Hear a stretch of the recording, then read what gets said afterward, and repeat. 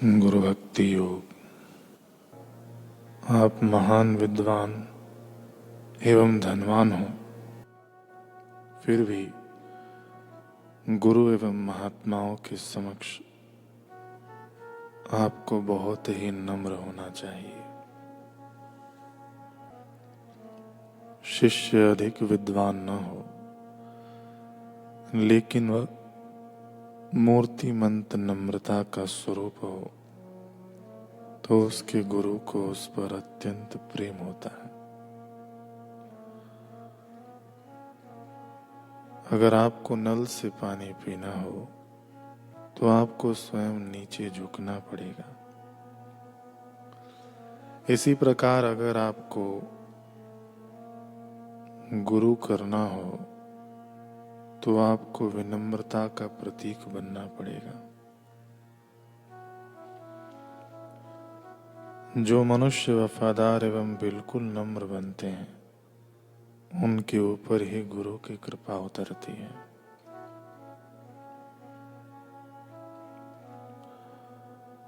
गुरु के चरण कमलों की पूजा के लिए नम्रता के पुष्प के अलावा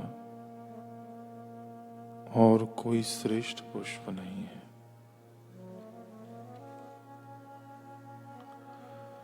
श्रद्धा माने गुरु में विश्वास, श्रद्धा माने अपने पवित्र आचार्य एवं महात्माओं के कथन, वाणी, कार्य, लेखन एवं उपदेशों में विश्वास।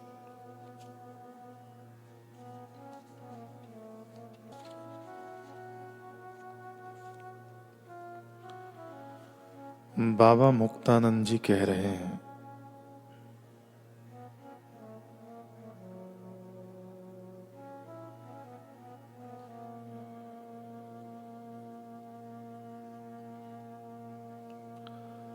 कि दीक्षा काल में गुरु शक्ति ही शिष्य में प्रवेश करती है।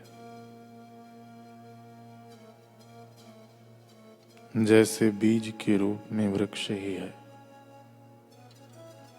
वैसे ही श्री गुरु के रूप में शक्ति ही है।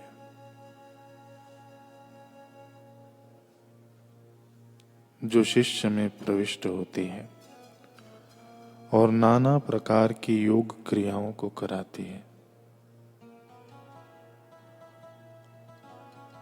जब साधक अपने प्यारे गुरु का पुण्य स्मरण करते हुए तन्मयता के भाव में ध्यान के लिए आसन पर बैठकर शांत भाव से गुरुमुखी मंत्र का पुरुषचरण करता है, तब मंत्र रूप में गुरु अंतर क्रियाशील हो जाते हैं।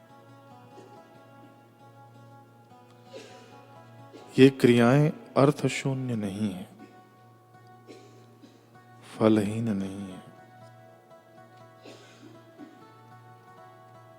क्रिया रूप में परम गुरु ही अंतर कार्य करते हैं।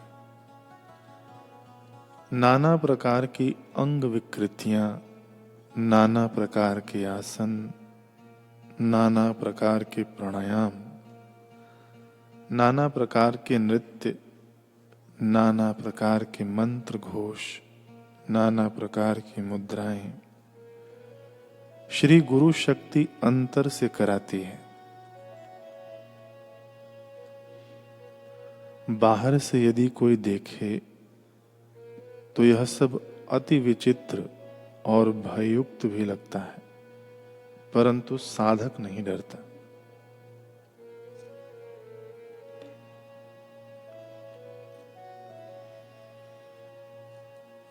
वह उन क्रियाओं में एक प्रकार की मस्ती, आनंद व अंग का हल्कापन तथा शरीर के गठीलेपन की अनुभूति करता है। ये सभी क्रियाएं कुछ राजयोग की, कुछ हठ योग की, कुछ मंत्र योग की, कुछ भक्ति योग की है। सद्गुरु की शक्ति शिष्य में प्रवेश होने पर ये सब योग अपने आप आवश्यकता अनुसार होते रहते हैं। चारों योग एकत्र होकर शिष्य में क्रियाशील होते हैं। उसी को सिद्ध योग या महायोग कहते हैं। सिद्ध मार्ग भी कहते हैं। सिद्ध कृपा यानी गुरु कृपा भी कहते हैं। दिन प्रतिदिन साधक जितनी गुरु भक्ति को बढ़ाता है, जितना जितना गुरु में प्रवेश करता जाता है, जितना जितना गुरु में तन्मय होकर मिलता जाता है, उतनी ही उच्च उच्च क्रियाएं, उच्च उच्च अद्भुत चमत्कार, जैसे कि बिना प्रयत्न के आसन, दूरदर्शन, दूर श्रवण आदि सहज में होते हैं। किंतु कभी कभी साधक अपने हृदय की मलिनता के कारण गुरु के व्यवहार में राग और द्वेष तथा अन्य दोषों को देखने लगता है, जिससे उसके अभ्यास का वेग मंद पड़ जाता है।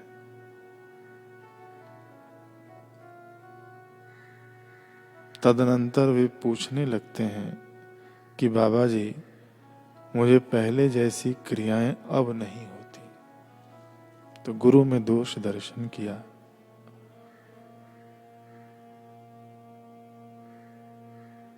मैं उनको कहता हूं कि होंगी, अवश्य होंगी, पहले अपने को सुधारो। हमारे पूज्य गुरुदेव कभी कुछ क्रुद्ध हो जाते तो मैं समझता और सोचता कि अरे भैया, परमात्मा भगवान के सद्गुरु के सभी कार्य, सभी क्रियाएं परम आनंदमय मंगलप्रद हैं। आपको विदित हो या नहीं, भगवान श्री कृष्ण ने गोपियों के अनन्य प्रेम से प्रसन्न होकर उन्हें जो स्थान दिया, ज्ञानोपदेश देकर उद्धव और अर्जुन को जिस स्थान की प्राप्ति करा दी, कंस चारुण का वध करके उन्हें जिस स्थान को पहुंचा दिया, उन स्थानों में क्या अंतर है?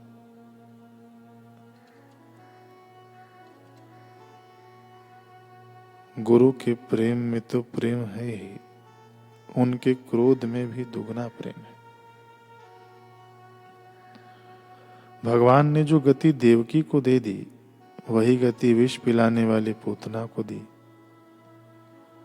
देवकी को प्रेम से दी, पूतना को रोष से दी, परंतु दोनों की एक ही गति है, एक ही स्थिति है। ऐसे ही गुरु के प्रेम और गुरु के रोष में, दोनों में ही शिष्य की सद्गति है। ईश्वर की लीला में एक आनंद है, एकमेवा द्वितीयोहम्, कि सब कर्म, कार्य, क्रियाएं एक ही रूप हैं। वैसे ही श्री गुरु की सभी क्रियाएं हैं, उनके सभी कार्य पुण्यप्रद, उन्नति कारक हैं। ऐसे सद्गुरु की क्रियाओं की रीति नीति के विषय में गुण दोष का निरीक्षण करके साधक अपनी साधना को मंद कर लेता है। गुरु में, महापुरुषों में, सिद्धों में गुण दोष कदापि नहीं देखने चाहिए।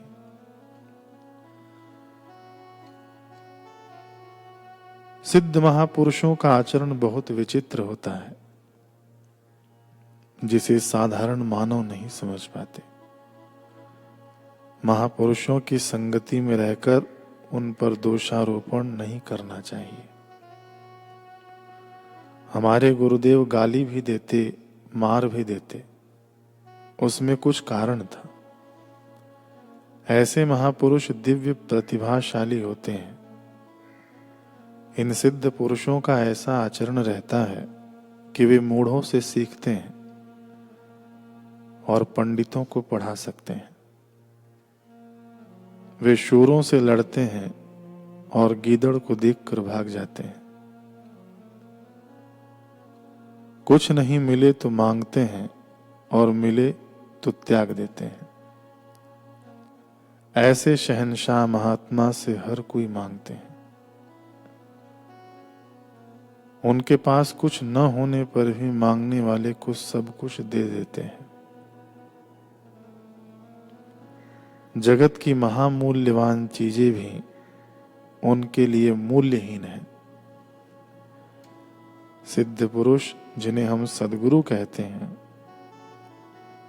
साधारण जीवन से अति दूर होते हैं।